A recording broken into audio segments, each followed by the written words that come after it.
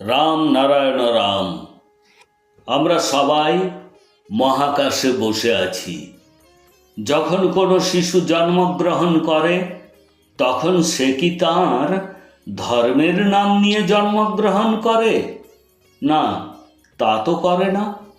জন্মগ্রহণ করার পর ধর্ম তো তার উপর চাপিয়ে দেওয়া হয়।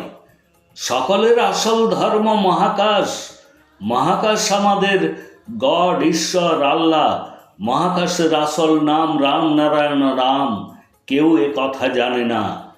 যে ধর্ম মানুষের দ্বারা সৃষ্টি করা হয় তা একটি মনুষ্য নির্মিত। এর কোনো মূল্য নেই, এর কোনো বৈজ্ঞানিক ভিত্তিও নেই। যখন প্রশ্ন আসে কোন ধর্ম বৈধ এবং কোনটি বৈধ নয়, তখন সবচেয়ে আগে প্রতিটি ব্যক্তির ভাবা উচিত যে আমি কোথা থেকে এসেছি, কেন এসেছি, আমি কোথায় যাব, আমার কর্মফল কি, আমি সঙ্গে করে কি নিয়ে যাব। সর্বদা মনে রাখবেন যে কোনো ব্যক্তি নিজে কোনো কর্ম করেন না। কর্ম তিনিই করেন যিনি আমাদের সবাইকে সৃষ্টি করেছেন। মহাকাশের ধর্ম এবং কর্ম উভয়ই হলো রাম নারায়ণ রাম। প্রত্যেকেরই জানা উচিত যে রাম নারায়ণ রাম আসলে কি। এই রাম পৃথিবী, তারা, গ্রহ, সূর্য, নক্ষত্র, জল, বায়ু এসব কিছু সৃষ্টির আগে থেকেই আছে। সৃষ্টির আগে থেকে এই রাম আছে। মহাকাশের আসল নাম রাম। এই রাম দশরথের পুত্র রাম নয়। আমাদের প্রতিটি কণায়, প্রতিটি রোমে রোমে যে রাম রয়েছে, আমি সেই রামের কথা বলছি। এটাই মহাকাশ।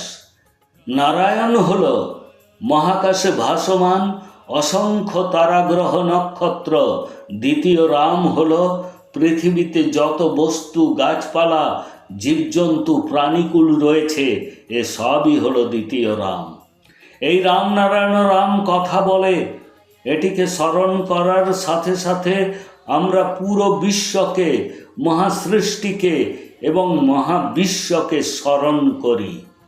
প্রকৃতির জ্ঞান মানুষ প্রতিটি বস্তুর মধ্যে থেকে পায়। বিজ্ঞানীগণ শুধুমাত্র গবেষণা করেন, কিন্তু তার জন্য সমস্ত বস্তু, সমস্ত কাঁচামাল প্রকৃতি দিয়েছে। প্রকৃতিই হলো আমাদের জন্য সব কিছু। প্রকৃতিই হলো আমাদের শরীর, ধর্ম, শক্তি, পিতা ও মাতা। প্রকৃতির আসল নাম রাম নারায়ণ রাম। এই মন্ত্রটি জপ করুন।